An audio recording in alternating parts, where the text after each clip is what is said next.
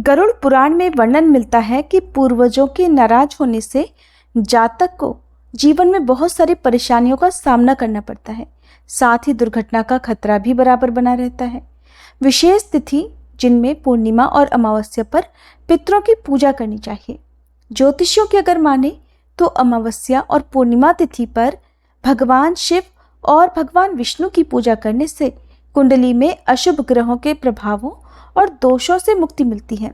साथ ही दुर्भाग्य भी सौभाग्य में बदल जाता है। अगर आप भी अपने पूर्वजों का आशीर्वाद चाहते हैं तो आषाढ़ अमावस्या के दिन आपको अपने पितरों के लिए तर्पण अवश्य करना चाहिए। तो चलिए आपको बताते हैं साल 2024 में आषाढ़ अमावस्या कब है, इस दिन आपको क्या करना चाहिए।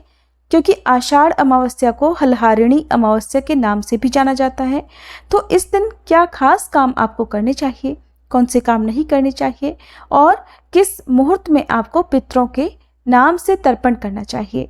आषाढ़ अमावस्या के दिन सुबह पवित्र नदी में या गंगा जल से स्नान करना चाहिए।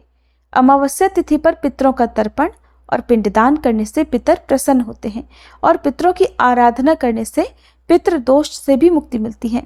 इस दिन पितृदोष से मुक्ति के लिए पितृ सूक्तम और पितृ चालीसा पाठ करना चाहिए।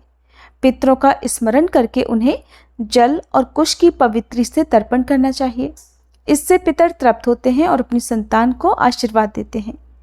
पितृदोष से मुक्ति के लिए आषाढ़ अमावस्या पर शाम के समय पीपल के पेड़ के नीचे सरसों के तेल का एक दीपक जलाएं।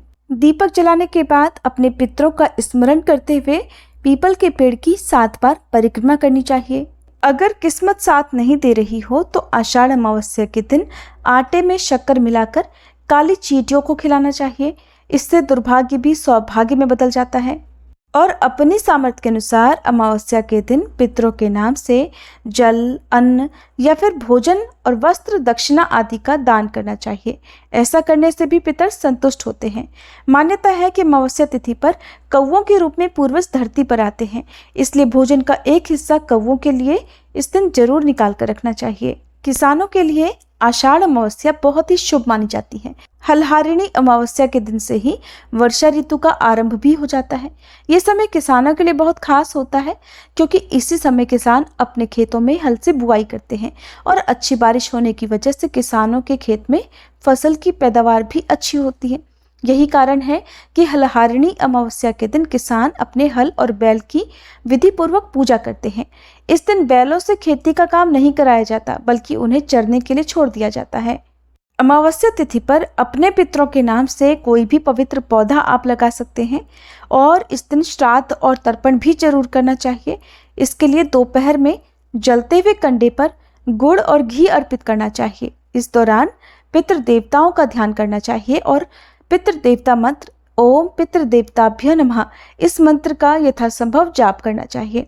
ऐसा करने से पितृदोष दूर होता है और पितर भी संतुष्ट होकर अपने परिवारजनों को आशीर्वाद देते हैं।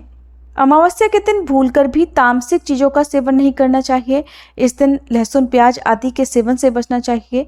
नाखून, बाल इत्यादि नहीं काटने चाहिए और घर पर आए हुए किसी भी जरूरतमंद व्यक्ति को खाली हाथ भूलकर भी नहीं लौटाना चाहिए। उन्हें कुछ न कुछ दान की सामग्री अवश्य देनी चाहिए।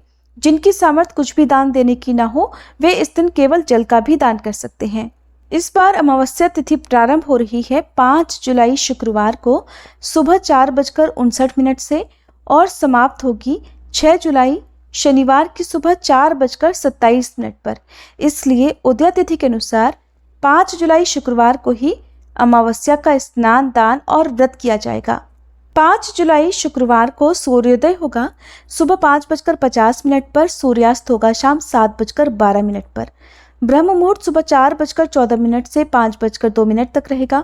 अभिजीत मुहूर्त जिसमें आप पितरों के नाम से तर्पण आदि कार्य कर सकते हैं दोपहर 12:04 से 12:58 तक रहेगा। अमृत काल शाम 6:01 से 7:38 तक रहेगा और राहु काल सुबह 10:30 से दोपहर 12 बजे तक रहेगा। इस दिन सारा दिन ध्रुव योग भी बन रहा है।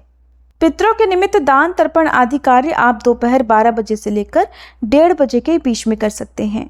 आषाढ़ अमावस्या के ठीक अगले दिन से गुप्त नवरात्रि भी प्रारंभ हो जाती है, जिनमें 10 महाविद्याओं की पूजा की जाती है।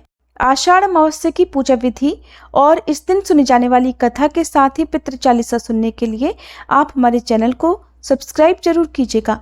जानकारी अच्छी लगी हो तो वीडियो को लाइक करके कमेंट बॉक्स में हरे कृष्णा लिखना मत भूलिएगा।